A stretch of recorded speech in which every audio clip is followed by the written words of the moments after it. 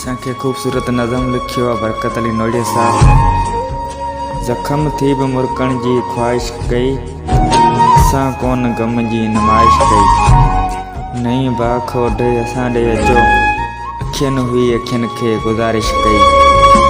झलियो हो हाऊं खे छणण खां असां, बरनि ते जॾहिं वक़्तु बारिश कई। सॾण सां बि हाणे नथी हवा अचे, ॿुधा चंड कंहिं नेठा साज़िश कई। कॾहिं कोन भुलिजी प्यार सां असां ॾे ॾिठाई, ॾिसो इश्क केॾी नवाज़िश कई।